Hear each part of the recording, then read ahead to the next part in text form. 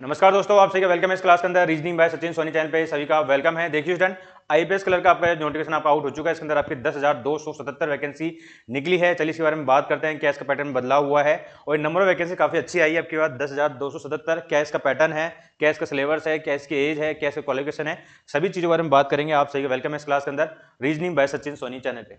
देखिए स्टूडेंट, ये आपकी आईपीएस संस्था है जिसके अंदर आपकी काफी बैंक है, इसके अंदर पार्टिसिपेट लेती है। टोटल नंबर ऑफ वैकेंसी आपकी वजह निकली है 10,277 आपकी वैकेंसी निकली है। ठीक है, ये आपका जो एग्जाम होता है ऑनलाइन मोड पे होता है। ठीक है, इसके अंदर आपका प्रीलिम्स होता है, मेंस होता है और आपका इंटरव्यू नहीं होता है इसके अंदर। ठीक है, जो पीओ वाली जो पोस्ट होती है उसके अंदर आपका इंटरव्यू होता है। जो क्लरिकल जो आपकी पोस्ट होती है, चाहे एसबीआई क्लर्क हो, चाहे आरआरबी क्लर्क हो, चाहे आईपीएस क्लर्क हो, उन सभी में आपका दो ही पेपर होते हैं। एक तो प्रीलिम्स का होता है, एक आपका मेंस का एग्जाम होता है। ठीक है, अगर इसमें अपन बात करें भैया पार्टिसिपेट बैंक इसके अंदर कितनी आपकी भैया 11 बैंकों ने इसके अंदर आपका पार्टिसिपेट लिया है। ठीक है, टोटल नंबर ऑफ वैकेंसी कितनी है इसके अंदर आपकी 10,277 है। ठीक है, हर एक स्टेट में अलग अलग है, याद रखिएगा। ठीक है ना, टोटल आपकी ऑल ओवर इंडिया के अंदर आपकी वैकेंसी कितनी है 10,277 है। इसके अंदर जो पार्टिसिपेटिंग बैंक है इसके अंदर 11 है। ऑनलाइन मोड में आपका एग्जाम होगा। प्रीलिम्स एंड मेंस इसके अंदर आपको सिंपली ग्रेजुएट चाहिए, आपको चाहे बीए हो, चाहे से आपकी बीएससी कर रखी हो, चाहे बीटेक कर रखा हो, चाहे आपने कॉमर्स बीकॉम कर रखा हो। ठीक है, सिंपली ग्रेजुएट आपको चाहिए। 20 से 28 साल आपकी इसके अंदर एज होनी चाहिए, 20 से 28 साल। बाद में जो आपके एसटी एससी और पीडब्ल्यूडी और जो आपके ओबीसी वाले हैं उनके लिए अलग अलग आपका जो है इसके अंदर रिलैक्सेशन मिलता है। ये आपका फॉर्म फीस है। ठीक है, एसटी एससी पीडब्ल्यूडी के लिए आपको 175 है और जनरल कास्ट के लिए अदर के लिए आपका 850 है। ठीक है, जनरल कास्ट ईडब्ल्यूएस और ओबीसी के लिए 850 इसके अंदर आपकी फॉर्म फीस है। आगे अपन बात करते हैं इसके अंदर आपका भैया जो आपका नोटिफिकेशन आपका आउट हुआ था शॉर्ट 31 जुलाई को आपका आउट हुआ। ठीक है, और अप्लाई ऑनलाइन स्टेटस आपका स्टार्ट होगा आज से 1 अगस्त से, यानी कि आज से आपके फॉर्म स्टार्ट होंगे और 21 आपकी इसकी लास्ट डेट है। ठीक है, 21 दिन का आपको टाइम मिला है, 20 दिन का। और इसका जो एग्जाम होगा आपका प्रीलिम्स का एग्जाम आपका होगा 4, 5, 11 अक्टूबर को। ठीक है, यानी कि प्रीलिम्स का एग्जाम आपका होगा आपका 4 से लेकर 11 अक्टूबर को होगा। 4, 5 और 11 तारीख को 11 अक्टूबर को आपका प्रीलिम्स का एग्जाम होगा। इसका रिजल्ट आपका अक्टूबर के लास्ट वीक में, नवंबर की स्टार्टिंग में आ जाएगा। ठीक है, और इसका जो एग्जाम होगा मेंस का वो आपके नवंबर में 29 नवंबर को आपका इसका मेंस का एग्जाम होगा। और इसका जो फाइनल रिजल्ट है इसका, यानी कि प्रोविजनल अलॉटमेंट, वो आपको मार्च 2026 में मिलेगा।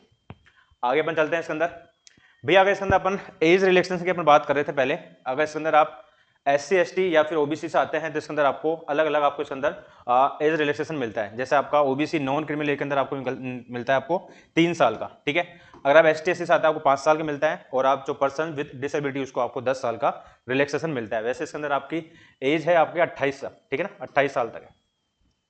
नेक्स्ट अपन से बात करते हैं भैया एप्लीकेशन फॉर्म फीस। मैंने आपको बताई दी थी कि भैया 175 आपकी एसटी एससी में आपके आते हैं। ईडब्ल्यूएस ओबीसी जनरल वालों के लिए आपकी 850 है, 850 रुपए।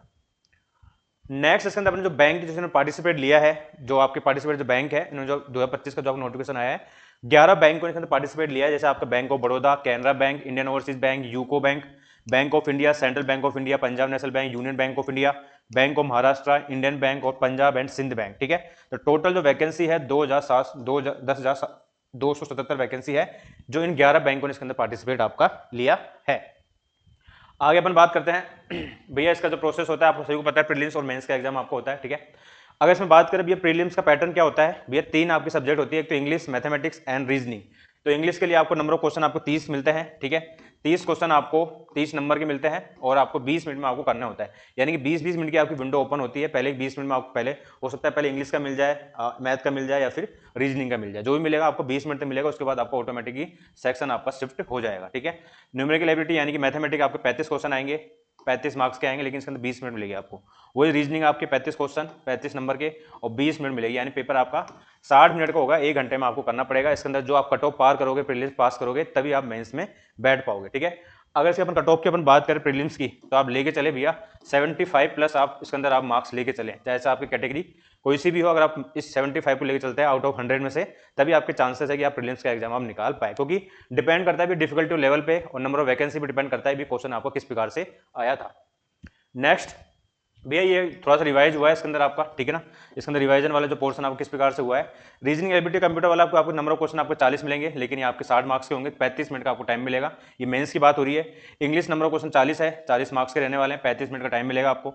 Quantity aptitude 35 number of question, लेकिन 50 मार्क्स के आपके हैं, 30 मिनट का आपको टाइम मिलेगा, ठीक है। और जो आपका जीए वाला जो पोर्शन आपका 40 नंबर ऑफ क्वेश्चन है, 50 नंबर का है, 20 मिनट का टाइम मिलेगा। टोटल आपका टाइम होता है 120 मिनट, यानी कि 2 आवर्स में आपको इसके अंदर आपको करना होता है। फाइनल मेरिट आपकी इसी से बनेगी, जो आपके जो मेंस का एग्जाम है इसी से आपकी फाइनल मेरिट आपकी बनेगी, ठीक है। एक इसके अंदर आपका लैंग्वेज टेस्ट और होता है, जिसके अंदर लैंग्वेज टेस्ट उसी का होगा। जैसे सपोज करें अगर आपने महाराष्ट्र से फॉर्म लगाया है और आप महाराष्ट्र में आपने पढ़ाई करी, आपने राजस्थान में पढ़ाई करी, राजस्थान में आपकी 10th 12th की जो मार्कशीट है वो यहीं की है, तब आपका जो महाराष्ट्र में जो आपका जो सिलेक्शन होगा तब आपका टेस्ट होगा, ठीक है।